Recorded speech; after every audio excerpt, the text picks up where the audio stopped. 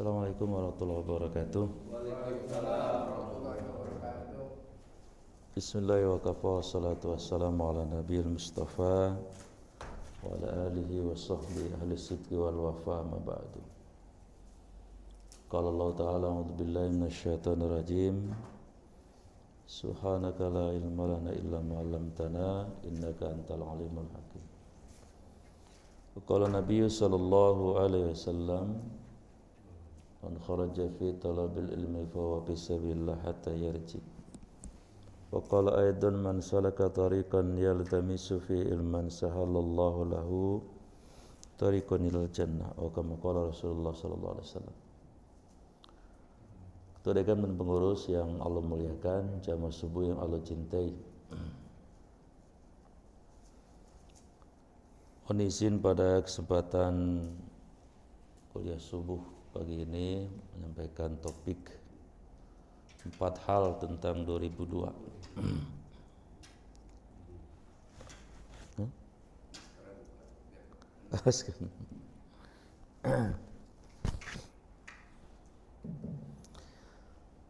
Yang kita syukuri kita dipertemukan dengan tahun 2002 oleh Allah. Tentu dari 144.000 lebih ya saudara kita yang tidak bertemu dengan 2002, ya kita patut bersyukur. Lalu pertanyaannya, ada apa dengan 2002 itu? Ya, setidaknya ada 4 hal yang ingin saya sampaikan. Yang pertama, rupanya ada isu tentang tahun dan bulan cantik ya. Jadi ada isu tanggal 2 bulan 2 2022 itu katanya akan terjadi kiamat ya. Ini isu lama ini. Dulu juga pernah isunya tanggal 12 bulan 12 2012 ya. Ternyata sampai saiki kalau kata orang Solo. Kiamat juga. Nah, isu ini amat sangat mudah dikonter dengan perspektif Al-Quran, di mana Allah sudah mengunci ya, mau statement siapapun ya, jangankan kita, Nabi Muhammad saja tidak tahu, jangankan kita, malaikat Jibril saja tidak tahu. Kata Allah di surat Luqman itu ayat 34 ayat akhir, A'udzubillahi minasyaitonir rajim, innallaha, semuanya Allah, indahu, hanya ya, indahu ini dhamir muttasil lil mufrad khassah. Jadi hanya jas, hanya padanya, hanya di sisinya, indahu, ilmu ya, pengetahuan tentang as-saah, hari kiamat. Maksudnya ayat ini adalah yang tahu kiamat cuman aku, kata Allah. Enggak ada yang tahu selain aku. Ya. Kabar gembiranya ada hadis sahih riwayat Muslim mengatakan la taqumus saah ya. Tidak akan terjadi hari kiamat selama masih ada di bumi ini orang melafadzkan lafzul jalalah. Jadi masih ada yang mengucapkan subhanallah, alhamdulillah, wala ilaha illallah, Allahu akbar. Allah enggak akan turunkan hari kiamat. Itu berita gembiranya. Berita tidak gembiranya, kiamat ada 2, ada kiamat kubro, ada kiamat sugro. Dan kiamat sugro itu biasanya dipersonifikasikan secara personal, yang tadi saya sebut 144.000 orang Indonesia itu sudah kiamat. Artinya sudah gak ketemu dengan 2002. Kalau kiamat kubro ya, satu tanda pun belum ada. Ya, satu tanda pun belum ada. Nanti tanda yang paling menonjol itu kan di baiatnya Imam Mahdi ya, Imam Mahdi atau pemimpin umat Islam periode terakhir dari 5 fase kehidupan umat Islam, dan fase Nabi, para sahabat, masa keemasan. Kemudian ada namanya raja-raja yang menggigit. Kemudian ada lagi raja-raja yang Jabarian, yang memaksa ya. di kalangan para ulama tarikh, maka fase sekarang ini adalah fase yang paling gelap, yaitu raja-raja yang memaksa. Maksudnya pemimpinnya umat Islam, tapi pemimpin belaka ciprut lah, kira-kira begitu. Ama Islam gak ngerti, ya, ama Islam fobia, itu kan. Tapi dia orang Islam KTP-nya. Kemudian kalau mau apa-apa memaksa, ya, dan sebagainya. Nah, nanti kita akan kembali kepada fase 7 tahun kurang lebih, di mana fase itu nanti dipimpin oleh seorang yang bernama tadi Imam Al-Mahdi. Nama aslinya si Abdullah, ayahnya juga namanya Muhammad, gelarnya Al-Mahdi. Kelak di depan Ka'bah akan dibaiat oleh, kalau bahasa sekarangnya mah, kalangan orang-orang langitan, orang-orang yang diberikan basyirah oleh Allah itu akan tahu, ya, akan membaiat mereka. Lalu nanti yang lain akan ikut di belakangnya. Nah, jadi jamaah yang saya muliakan, tanda-tanda kiamat besar belum ada satu. Tapi kalau tanda kecil, luar biasa. Semuanya sudah ada. Tanda kecil itu semua sudah ada. Di antaranya adalah mudahnya orang melakukan perzinahan di akhir zaman ini. Sampai ustadz aja, ya, kebelet juga pengen zina. Pak Eriawan siapa yang dari Bandung itu. Itu menurut saya tragedi, ya. Tragedinya itu korbannya itu ada yang sampai 2 kali melahirkan. Bahkan aneh, gitu kan. Bukankah setiap santri itu punya orang tua? Bukankah setiap perubahan fisikly anak itu pasti diketahui? Ini apa semua wali santrinya juga dikondisikan, ya, tanda petik dengan sesuatu apa itu? Wallahu a'lam bishawab. Tapi faktanya memang menurut informasi sampai 21 anak. Jadi tanda kecil kiamat itu sudah ada semuanya. Apalagi kalau kita lihat YouTube, itu semua ada kiamat tandanya, ada semua di YouTube itu. Ya, kata Nabi nanti di akhir zaman nanti wanita akan tidak merasa risih telanjang. Coba di YouTube, wanita telanjang itu sudah nggak risih. Yang risih kita, orang-orang masjid. Buka saja Google misalnya, dangdut terpanas, waduh, kita ngelihatnya risih, ya. Atau komunitas lesbi, risih kita ngelihatnya. Komunitas gay, SMA anu misalnya, risihnya luar biasa. Mereka sudah tidak malu lagi.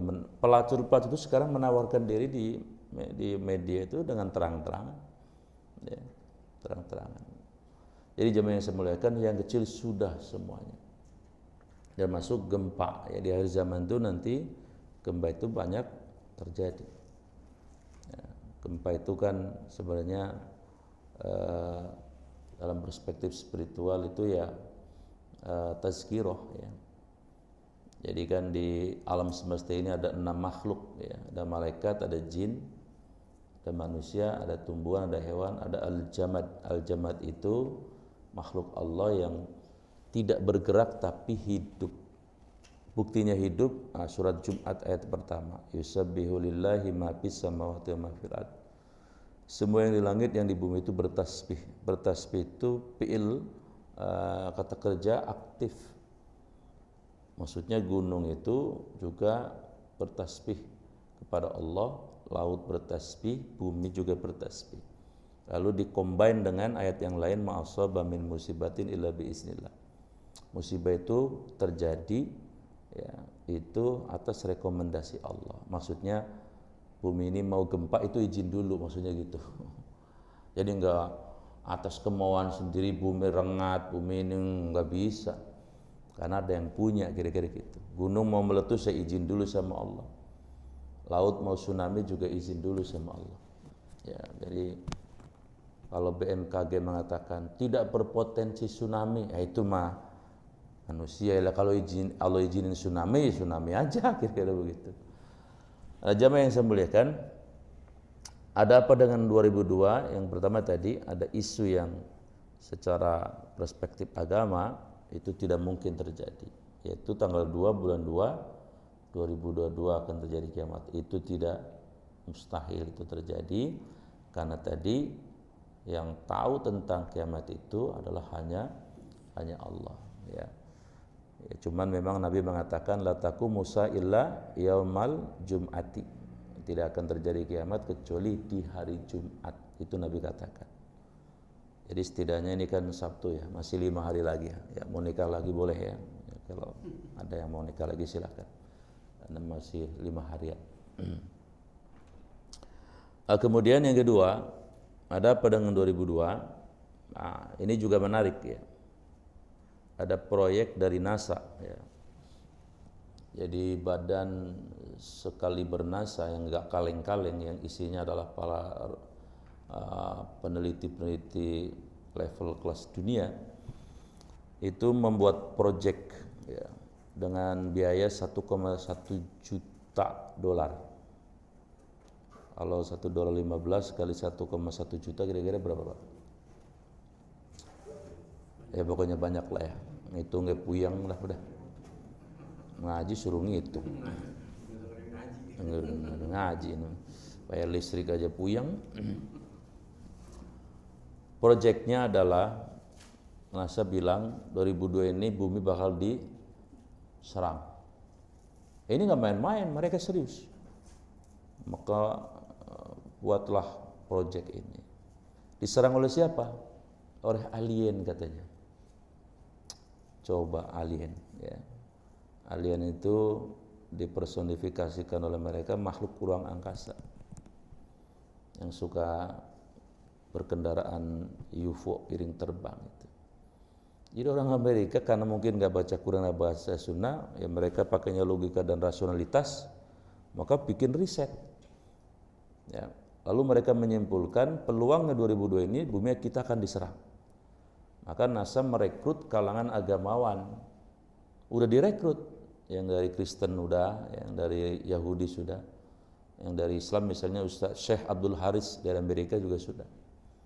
Yang mudah-mudahan sampai ke Indonesia, sampai ke Jelupang, Syekh Abdul Gufron dapat lah kira-kira ya.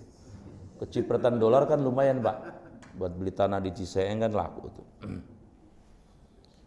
Jadi ini proyek luar biasa, diseriusi, ya, karena persepsinya tadi. Nah persoalannya bagaimana perspektif agama Islam. Nah ini dia masalahnya.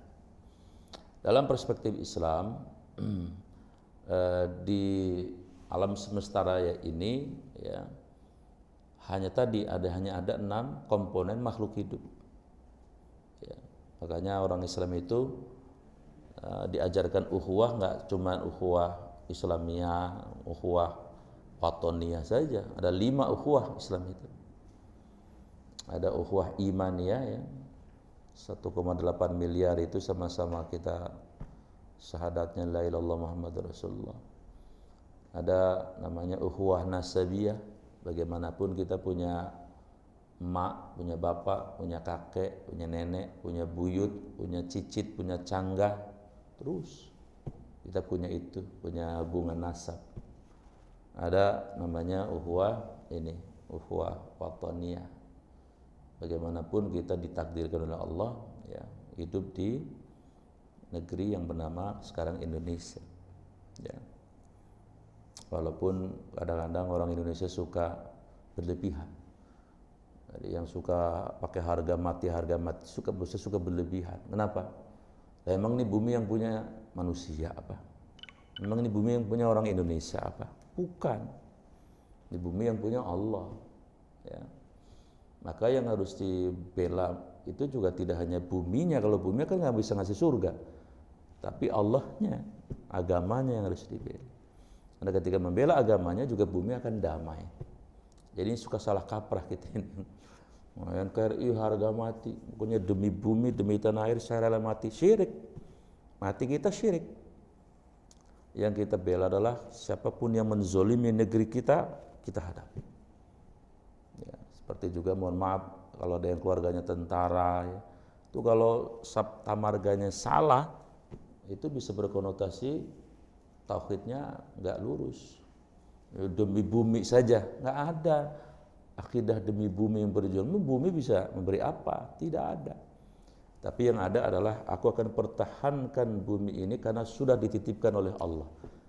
kezaliman yang akan merusak bumi kita lawan. Nah itu yang benar. Nah jadi jamaah yang saya muliakan, ukhuwah itu ada 5, ada ukhuwah imaniyah, ukhuwah nasabiyah, ukhuwah wataniyah, ada juga ukhuwah basyariyah. Jadi sekarang 8 miliar ya manusia, itu saudara kita semuanya dengan 5 warna kulit yang ada ya. Ada hitam ya, Nigeria, Somalia, ada putih ya, Eropa, Anglo-Saxon, ada kuning ya, Jepang, Korea, kemudian China, ada putih kemerah-merahan Asia Tengah, Kazakhstan, Tajikistan, termasuk Turki bagian utara. Ini yang paling cantik Pak. Apa kalau melihat wanita-wanita Asia Tengah, kayaknya nggak pengen pulang ke Melia lagi. Ya maksudnya emang nginepnya masih lama di sana, kasih kantor gitu. Rasanya pengen punya kapling di sana. Udah tinggi ya, putih, lembut, wah pokoknya. Kayak istrinya siapa itu yang bintang yang suka jadi ambasador untuk travel tuh. Nah, jadi udahlah nggak usah dipikirin ya. Ngapain mikirin begitu? Jadi tapi kita juga ada namanya ukhuwah alamiah. Apa ulah ukhuwah alamiah? Tadi baginda ini hidup di alam ini ada 6 komponen makhluk. Ya. Yang satu memang banyak kemudian turunannya seperti mikroorganisme, virus dan sebagainya itu adalah bagian dari al-hayawanat. Tapi secara gelondongan itu 6. Malaikat, jin, manusia, tumbuhan, hewan, dan al-jamad tadi gunung dan sebagainya. Nah maka kalau alien ini dipersonifikasi oleh orang Amerika sebagai musuh yang akan menghancurkan bumi, nah terus siapa mereka dalam perspektif agama? Apakah mereka malaikat? Mustahil. Malaikat itu kan makhluk yang tidak pernah bergerak kecuali disuruh Allah, diizinkan Allah. Malaikat pun misalnya diciptakan suruh jagain aqua, ya sampai meninggal jagain aqua. Ya, nggak kayak kita manusia jagain aqua, jagain upia ya, lain lagi. Kita mah suka punya alternatif kalau manusia. Kalau malaikat tidak punya alternatif. Juga jaga langit ya sampai hari kiamat jagain langit saja. Nah dia tidak punya nafsu, tidak punya interest, tidak punya kepentingan. Kalau manusia enggak, udah jadi kiai, jadi komisaris mau dan sebagainya. Ya, lucu aja gitu maksudnya. Nah, kemudian yang kedua, apakah alien ini adalah hewan? Memang bentuknya kalau kita sering lihat itu kan divisualkan kayak seperti hewannya, seperti yang di iklannya Lionel Messi itu kan. Messi kan diangkat pakai UFO itu kan. Lalu kelihatan ininya alien. Kalau hewan mustahil juga, ya. Sebab hewan makhluk yang tidak punya akal, sedangkan dia peradabannya sudah tinggi. Mana mungkin hewan bisa bikin UFO piring terbang? Lalu siapa kemungkinan mereka? Dalam perspektif agama, kemungkinannya adalah yang dipersonifikasikan oleh orang Amerika alien. Nah kita menyebutnya apa? Jin. Nah ini yang paling mungkin. Ya. Kenapa kok jin? Iya, karena jin itu diberi oleh Allah 5 fasilitas. Ya. Yang pertama, jin itu adalah bisa tasyabbuh, bisa merubah diri. Itu Allah izinkan, memang Allah izinkan. Manusia nggak bisa, jin bisa. Ya. Jadi ada Mas Mas Yono namanya, nelayan pantai Serandil di Cilacap. Yang lain udah pulang maghrib, dia masih nyari ikan. Nah, ada jin iseng. Cuman jinnya ini jin masih remaja kali, masih ABG kali ya. Nah, dia merubah bentuknya menjadi wanita yang sangat cantik luar biasa. Pakai mahkota, pakai baju yang luar biasa. Nah, ini si Yono juga masih muda ini. Begitu lagi nyari ikan, lihat perempuan cantik luar biasa di pantai kan. Wah, takjub dia luar biasa. Hanya dia apa namanya, di kedipin dan sebagainya, dia mau tuh, mau masuk ke laut. Nah, tapi semakin dia masuk ke laut, dia semakin akhirnya sadar, loh kok gua masuk ke laut? Nah, akhirnya dia sadar bahwa dia sedang digoda oleh makhluk jin tadi yang berbentuk seperti manusia. Ya tentu saja dia pulang cerita sama istrinya kan. Oh, istrinya takjub lagi cerita itu kan. Besoknya istrinya cerita sama istrinya Bu RT. Nah, Bu RT cerita sama istrinya Bu RW. Bu RW cerita sama istrinya Bu Lurah. Terus dari Cilacap sampai akhirnya se-Indonesia. Akhirnya kemudian dibikinlah industri ya, makin terkenal itu si jin itu. Jin di sana mungkin ketawa ngakak, gue jadi terkenal viral, jadi ratu. Padahal mah satu doang yang lihat. Nah, itu kelebihan jin. Maaf, ada yang pernah lihat tuyul nggak? Ada nggak? Nggak bakalan Pak. Karena yang lihat tuyul cuma satu orang.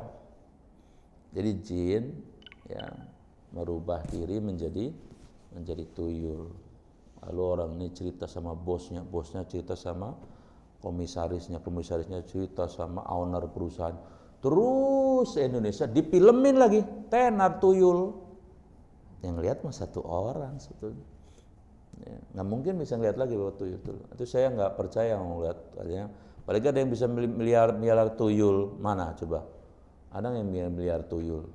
Nggak ada. Yang ada adalah berakad dengan jin untuk mendapatkan dunia, itu ada di Gunung Kawi dan sebagainya. Nah, jadi satu-satunya makhluk yang tidak ya, karena ada yang kafir ya. Kalau malaikat kan semuanya yang ada yang kafir, ada yang bangor, ada yang mukmin, itu bangsa jin tadi. Bangsa jin diberi fasilitas oleh Allah sebagai makhluk yang bisa tasyabbuh. Nah, alien ini ya, kalau saya boleh mengatakan, itu adalah sangat mungkin dari bangsa jin. Ya mungkin ada orang Amerikanya pernah lihat jin berbentuk seperti alien. Tapi kemudian lalu divisualkan, lalu digambarkan, lalu di riset dan sebagainya. Yang ketemu-temu, tapi terus menjadi semacam halusinasi. Nah, jadi jemaah yang saya muliakan, jin itu bisa berubah bentuk. Yang kedua, jin itu diberi fasilitas oleh Allah bisa memasuki tubuh manusia. Tapi yang pasti, ketika jin ya memasuki dimensi wilayah manusia, itu jin kafir. Karena jin yang mukmin dia tidak akan pernah mau menyelisihi yang difitrahkan oleh Allah. Kalau jin mukmin nggak bakal ganggu manusia, dia juga berdosa. Ya. Dan yang kedua, kalau jin masuk dimensi manusia, maka dia lemah sekali. Jadi kalaupun alien bisa nyerang, lemah sekali mereka, tidak berdaya. Apalagi yang dihadapin kemudian orang-orang yang berlindung kepada Allah, ya pasti jin tidak mau mati konyol juga. Maka sekali lagi, proyek ini adalah proyek halusinasi orang-orang pinter yang kebetulan belum memahami agama. Ya mungkin dalam kitab sucinya orang-orang Amerika belum diketemukan barangkali, tapi dalam perspektif Islam jelas ini adalah bangsa jin, karena dia bisa merubah diri, bisa masuk ke tubuh manusia. Ya. Kemudian yang ketiga, jin itu punya fasilitas oleh Allah apa? Dia ini bisa hadir di kehidupan kita. Summa la'atiyanahum min baini aydihim wa min khalfihim wa min aymanihim wa min syama'ilihim. Dia bisa hadir di hidup kita ini pada 4 arah. Dia bisa nyerang depan, belakang, samping kanan, samping kiri. Ya, ke depan dia bisa nyerang, memprovokasi kita agar kita melakukan dosa-dosa besar. Ke belakang agar kita melakukan dosa-dosa kecil. Ke samping kanan agar kita melakukan hal-hal yang tidak diperintahkan agama, tapi seolah-olah seperti perintah agama, ya. Seperti yang sedang viral ya. Saya memaklumi, tapi kalau menurut saya berlebihan. Itu yang nendang sesajen. Ya memang dalam perspektif etika kebangsaan memang nggak elok. Ya menurut saya nggak pas. Kalau dipiralkan gitu ya, nendang dipiralkan menurut saya tidak pas. Ya. Memang walaupun itu di Gunung Semeru ya, itu memang untuk umum. Tapi memang kan ada saudara kita di Hindu yang lekat dengan urusan-urusan sesajen. Ya. Artinya dalam perspektif etika kebangsaan itu nggak etikanya kurang. Tapi dalam perspektif akidah memang harus begitu. Ya, lihat surat Al-Maidah ayat 90 itu. Innama sesungguhnya al-khomru ya, yang memabukkan. Jadi khomer itu kiasnya adalah kullu muskirin.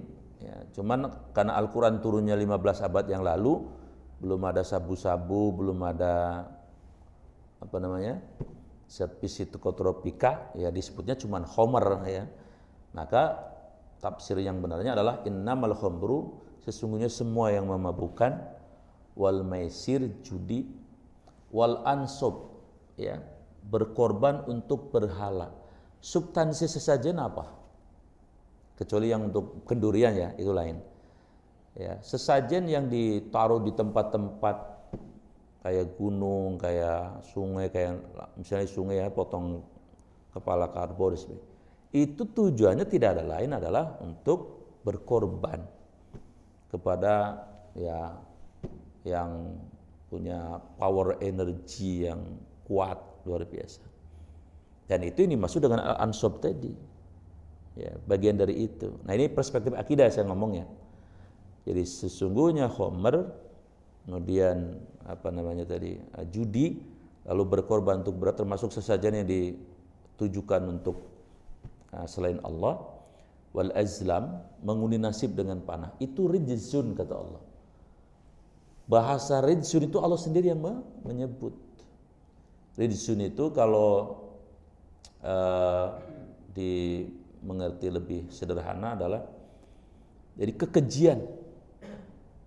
Allah menggunakan kalimat yang sangat luar biasa ya, sarkastisme yang sangat keras. Itu perbuatan keji, rijsun min amali syaitan, dan itu adalah gaweannya setan. Fajtanibuhu, maka jauhi. Dalam perspektif akidah memang itu harus dibuang. Kenapa? Karena ia jelibul musibah, mengundang bencana. Kan bencana itu tadi saya bilang, gunung itu kan nggak mungkin meletus kecuali atas seizin Allah. Ya kalau Allah nggak izinin ya enggak lah. Nah cuman tadi saya perhatikan di media, respon yang saya lihat itu kayak bukan orang Islam. Yang didominasikan adalah etika kebangsaan. Menurut saya itu kurang adil. Padahal kalau dia punya akidah yang bagus, ya memang saya menyayangkan, minimal ngomongnya begitulah, saya menyayangkan secara etika kebangsaan itu tidak elok. Ya tetapi dalam perspektif akidah, ya di dalam Islam memang itu ada, harus meminimalisir tadi praktek-praktek yang seperti itu, karena itu mengundang bencana dan musibah. Coba Bapak lihat di televisi responnya, sampai gubernur turun tangan, sampai Bupati Lumajangnya berkali-kali harus ditangkap, dihukum dan sebagainya. Waduh, saya bilang saya ngelus dada juga. Inilah kalau akidah nggak seimbang. Fikihnya terlalu banyak, tasawufnya terlalu banyak, akidahnya porsinya kurang pas. Akibatnya seperti ini. Jadi lebih dominan kepada tadi fikih dan tasawufnya, tapi akidahnya seperti begini. Ada orang sufinya luar biasa, fikihnya top, tapi dia tidak setuju dengan syariat Islam. Nah ini problemnya ada tadi, gak seimbang antara akidah, fikih dan tasawuf. Karena seorang muslim pasti lebih mencintai aturan Allah, walaupun belum bisa dilaksanakan, itu urusan lain. Tapi di hati orang Islam itu pasti lebih yakin, karena yang buatan Allah pasti lebih baik. Ya kan sekarang kalau saya perhatikan banyak ya orang-orang yang bergelar ulama dan sebagainya, itu sama sekali menentang Islam sebagai syariat. Menurut saya itu kalau secara individu sih nggak apa-apa, tapi kalau diungkapkan lalu umat awam sepemahaman, itu menurut saya Beliau-beliau harus bertanggung jawab nanti di yaumil hisab. Saya kira seperti itu. Nah, kembali kepada tadi bahwa jin itu bisa datang kepada kita dari depan, dari belakang, dari samping kanan, dan samping kiri. Apa samping kiri nih? Ya, agar ibadah kita ini kaslan. Kaslan itu apa? Nggak sepenuh hati. Nah, itu kerjaan jin tuh. Ya. Mohon maaf, apa Bapak mengira ini kita nggak diliatin jin kafir tadi? Dilihat. Ya, dia sedang ngeliatin kita, cuman kita nggak bisa ngeliat dia. Innahu yarakum min haitsu la taranahum, surat Al-A'raf itu. Dia ngeliat kita, kita nggak bisa ngeliat. Dia lagi ngeliatin kita tuh, ya, yang ngaji. Ya. Makanya kalau nggak tidurnya terlalu malam, ngaji hawanya matanya ngantuk aja, apalagi nyender. Ini lagi bukan dari sini ya, lagi ngomongin di Jelupang. Kok tidur ya? Padahal semalam nggak malam-malam, mama tidurnya gitu kan. Tapi kalau lagi nonton AFF, jangan kata jam 10 malam, jam 2 malam aja matanya melotot aja gitu ya. Oh berarti mungkin ini ada yang datang ya, Bang S tadi.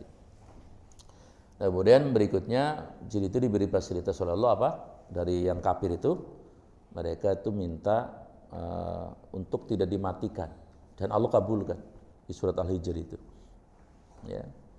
Innaka minal mungdarin. Engkau itu iblis dan bala tentaramu itu termasuk yang ditangguhkan. Tapi kalau yang jin mukmin meninggal. Tapi kalau jin kafir tadi itu sampai kiamat gak mati. Maka secara populatif, mohon maaf, jumlah mereka lebih banyak dari kita. Ya.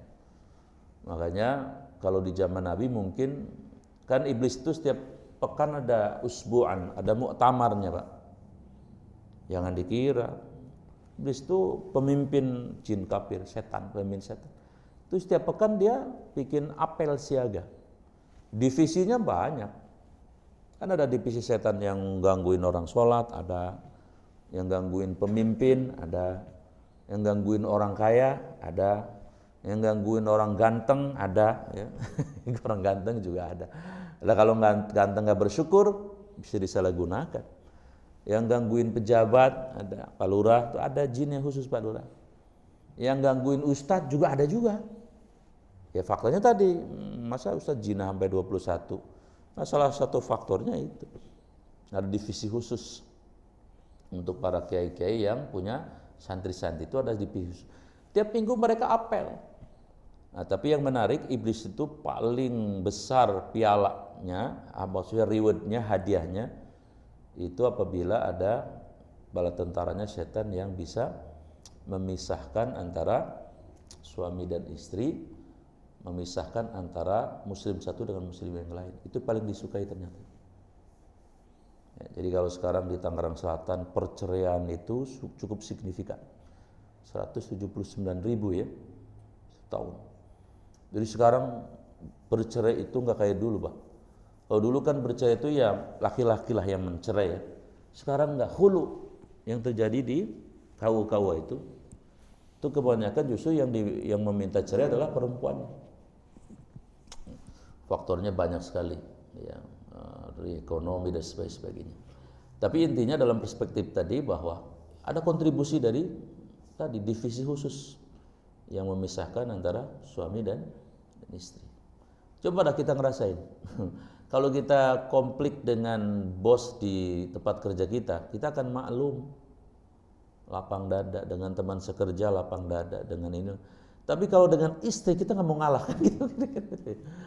Ya, si istri juga sama. Nah, itulah provokasi yang luar biasa. Nah, yang terakhir, jin itu diberi oleh Allah fasilitas ya, bisa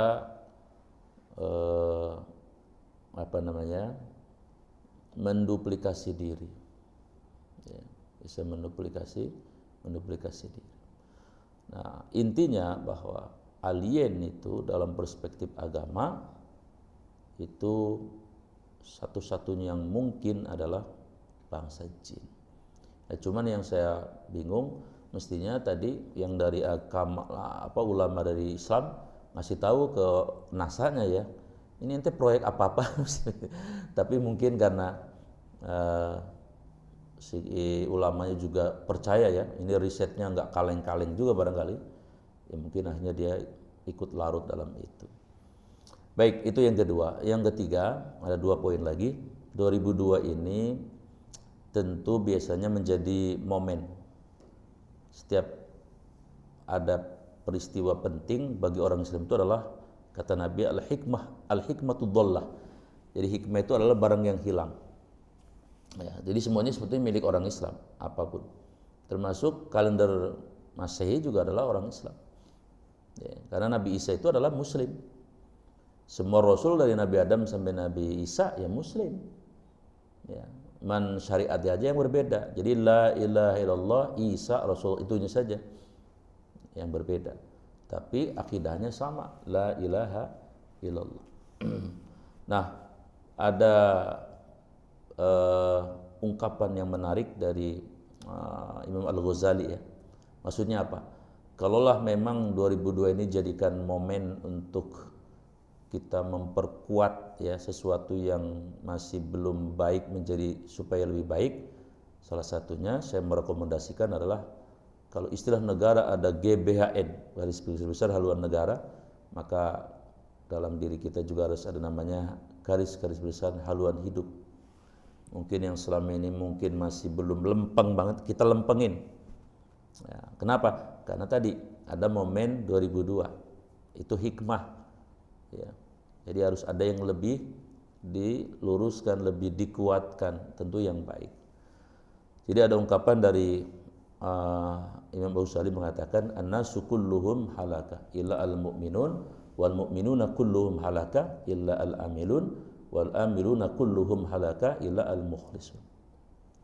Jadi menurut saya haluan hidup ini harus diluruskan cangkarnya, kompasnya. Karena ternyata ini signifikan, di mana Rasulullah mengatakan, innallaha la yaqbalu amal abdihi illa ibtigha'a wajhallah. Allah itu tidak mau menerima ucapan kita, perbuatan kita, pikiran kita, perasaan kita, kecuali yang ditujukan untuk Allah. Padahal dari mulai bangun tidur sampai tertidur kembali, kita ngomong, kita bergerak, kita berpikir, kita berperasaan. Kalau itu semuanya tidak dinilai ibadah, sayang. Karena kita terbatas, ya. Usia kita terbatas. Maka saya kira salah satu prinsip di Al-Quran yang relevan dengan poin ini adalah Al-An'am 162. Jadi inna sholati wa nusuki wa mahya wa mamati lillah. Salat saya, ibadah saya, hidup mati saya adalah untuk Allah. Mungkin yang selama ini kurang itu, maka kita luruskan itu. Ini momen 2002 itu, cangkar hidup kita, haluan itu kita luruskan. Karena tadi Imam Ghazali mengatakan, manusia itu tidak punya nilai kecuali yang beriman juga belum punya nilai kecuali yang beramal juga belum sempurna nilainya kecuali yang mencari wajahnya Allah. Nah, itu poin yang ketiga.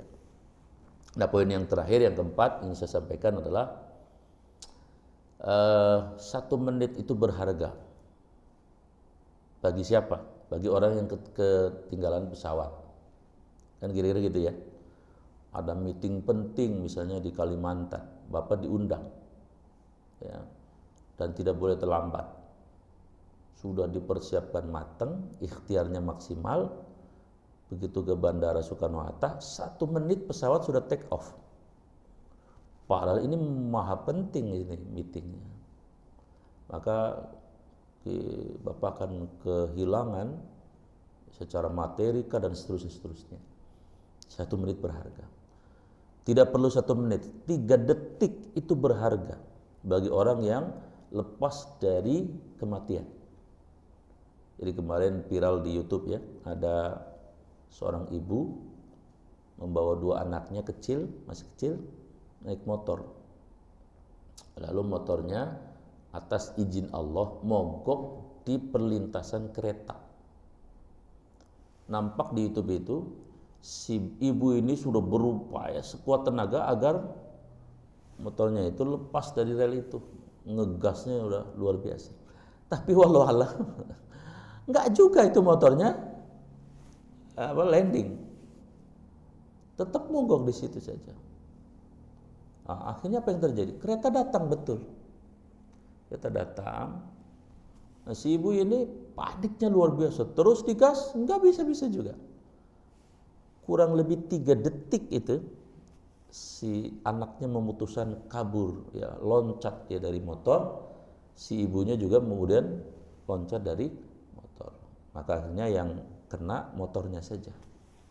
3 detik, bayangkan. Ya. Nah, maka jamaah yang saya muliakan, 2002 itu artinya apa? Kita sudah ditinggalkan 365 hari kemarin, 2001. Satu hari 60 menit. Ya. 1 menit 60 detik. 3 detik aja berharga, apalagi 365 hari. Maka orang-orang beriman itu diingatkan oleh Allah di surat Al-Hasyr itu, ya ayyuhalladzina amanu taqullaha wal tanzur nafsum ma qaddamat lighad. Maksudnya apa ayat ini? Hitung dong. Kalau pakai bahasa Sayyidina Umar, hasibu, hitung dong. Ya. Kira-kira yang lalu-lalu itu modal sama keuntungan gedean mana?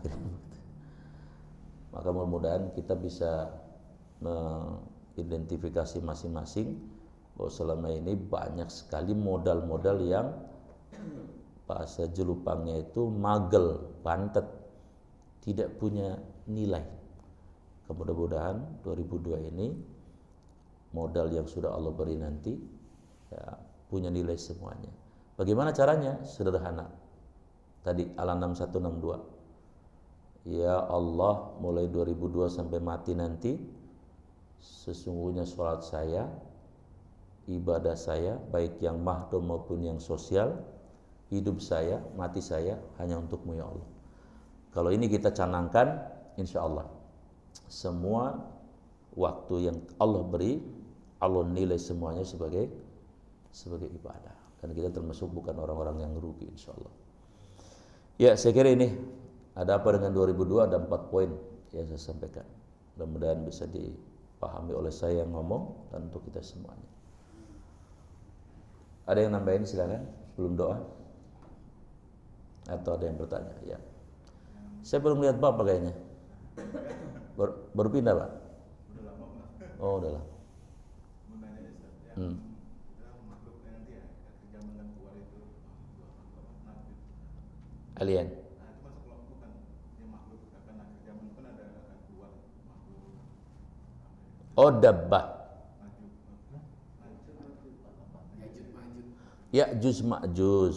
Ya. Masuk kelompok golongan apa itu? Manusia. Manusia. Iya. Cuman dia seperti Nabi Isa ditahan. Tapi ini nggak boleh pakai logika. Kita nggak boleh pakai logika. Cuman dia manusia haus darah. Jadi nanti ketika Ya'juj Ma'juj datang, setiap yang ditemui oleh mereka yang bukan kelompok ras mereka itu dibunuh. Makanya di Timur Tengah, alhamdulillah dia adanya di Timur Tengah. Itu mayat itu luar biasa. Dan tidak ada yang bisa menghentikan Ya'juj Ma'juj. Ya. Kecuali yang bisa menghentikan adalah Imam Mahdi tadi dengan dibantu oleh Nabi Isa. Dan itu pun bukan dihadapi dengan perang. Jadi Nabi Isa dan Imam Mahdi itu berdoa agar Ya'juj Ma'juj itu dihancurkan. Akhirnya mereka semacam diberikan virus. Ya'juj Ma'juj itu diberikan virus oleh Allah, kayak pasukan gubernur Yaman Abraha ya, yang mau menyerang Ka'bah itu. Kata kakeknya Nabi, Abraha, balikin aja onta kami dah. Dia ngambil 200 ekor ontanya kakeknya Nabi kan. Kata Abraha, loh kamu kok nggak khawatir? Saya kan mau nyerang Ka'bah, kamu khawatir? Enggak. Memang kenapa? Ya kalau onta mah punya saya, tapi kalau Ka'bah mah ada yang punya. Siapa yang punya? Ada yang punya Allah. Ya Abraha kan nggak percaya. Maka kemudian Fa arsala alaihim tayran ababil. Allah kirimkan jutaan burung membawa 3 paruh, ya, 2 kaki membawa 3 biji sijil namanya, biji-biji kecil tapi dari api neraka, ya. Karena waktu itu datarannya dataran apa namanya padang pasir, maka Abraha walaupun luar biasa banyaknya kayak apa, tetap kemana mereka pergi, kemudian juga ditimpakan tadi batu-batu sijil tadi. Kecil batunya mah, tapi ketika kena seperti ribuan virus kanker, ya. Maka Abraha pun sampai ke Yaman, itu badannya tuh satu-satu putus. Ya, pajalaun ka aspim ma'kul, jadi seperti daun yang dimakan ulat. Nah, jadi apa namanya? Apa tadi Bapak bilang? Ya'juj Ma'juj itu bakal dihancurkannya sama itu. Maka ketika Ya'juj Ma'juj mati oleh virus itu mayatnya di Timur Tengah itu seperti lautan manusia mayat, lautan mayat. Tapi tadi bentuknya kan mereka berbeda dengan kita yang biasa. Mereka besar-besar. Jadi kemanapun melangkah di Timur Tengah ada mayat Ya'juj Ma'juj. Lalu kemudian Imam Mahdi berdoa lagi dengan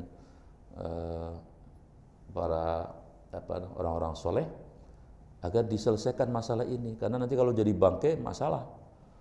Lalu mereka berdoa, lalu Allah kirimkan burung, diangkatlah mayat itu, entah dibuang kemana.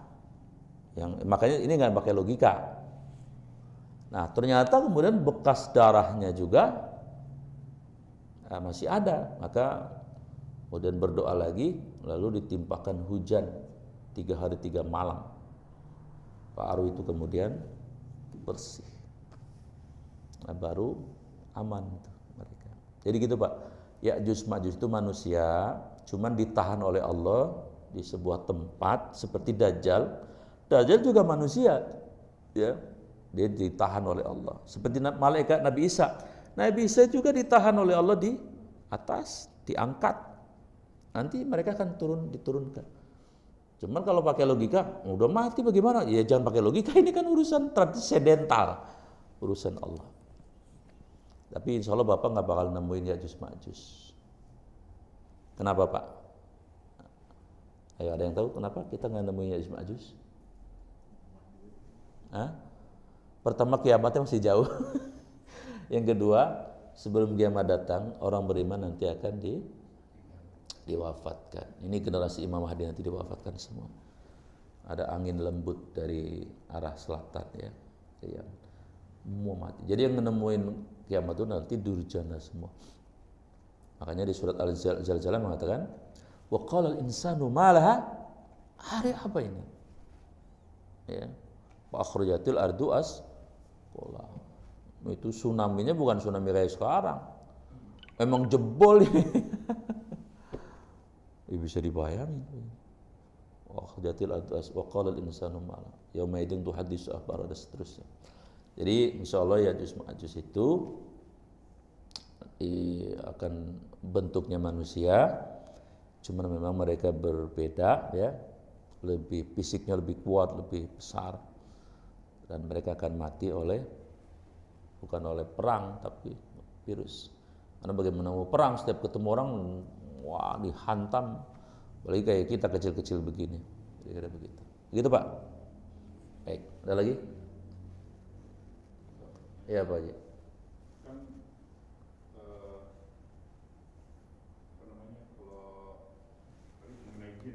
Jin, ya.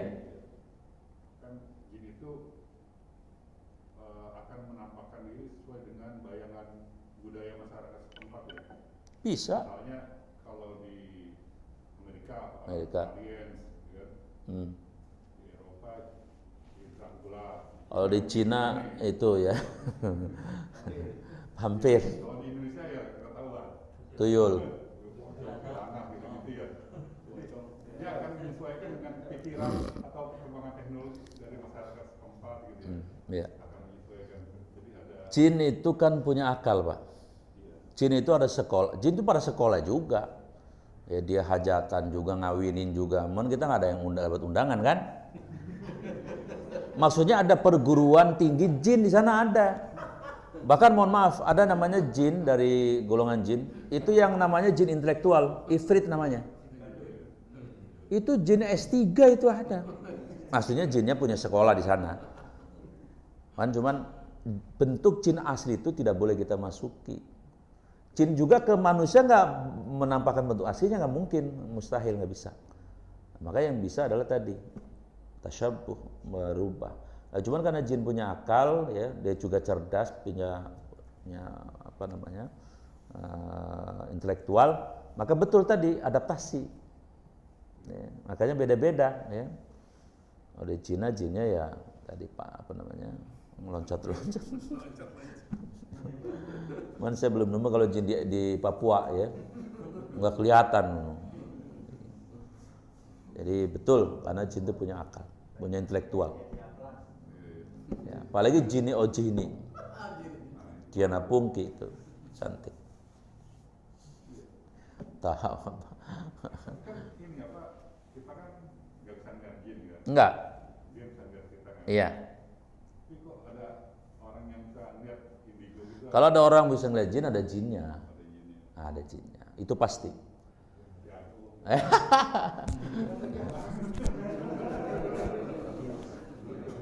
Jadi kalau ada peru'yah, Pak. Peru'yah kan suara yang suka ngeru'yah. Ustadz yang ru'yah sesoleh apapun dia tidak bisa ngeliat jin. Tapi basyirah, mata batin itu bisa dilatih. Mohon maaf nih. Itu dari Allah kalau basyirah ya, semacam ilham. Ini orang ini diganggu jin, dia punya getaran. Itu dari Allah bisa. Tapi mata kasat ngelihat nggak bisa.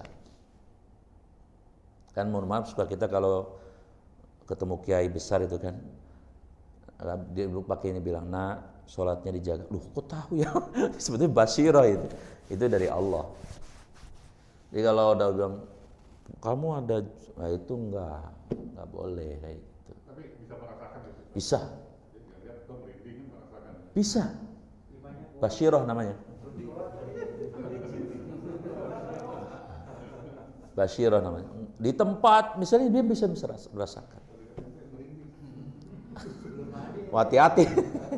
Kalau didekati suka merinding, hati-hati. Lu mandi ya. Baik, segera itu ya, mudah-mudahan ada manfaatnya. Kita tutup dengan doa. Bismillahirrahmanirrahim. Alhamdulillahirabbil alamin. Allahumma shalli ala sayyidina Muhammad wa ala alihi wasallam ajmain. Allahumma ya Allah tawil umurana, panjangkan umur kami ya Allah. As-sahih ajzadana, sehatkan lahir batin kami ya Allah. Wa nawwir qulubana, sinari hati kami dengan Al-Qur'an ya Allah. Wasabbit imanana, kokohkan tauhid, iman akidah kami ya Allah. Wa wasi' arzaqana, luaskan rezeki kami ya Allah. Wa ahsina amalana, perbaikilah amal-amal kami ya Allah.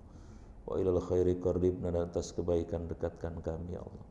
Wa anisyari abidna, dan atas keburukan jauhkan kami ya Allah. Waqti hawa ijana, kabulkanlah hajat-hajat kami ya Allah. Rabbana atina fid dunya hasanah fil akhirati hasanah wa qina adzabannar. Wa sallallahu ala sayyidina Muhammadin wa ala alihi washabbihi ajmain. Subhana rabbika rabbil izzati amma yasifun. Wa salamun alal mursalin walhamdulillahi rabbil alamin. Assalamualaikum warahmatullahi wabarakatuh. Udah isyraq ya? Hah?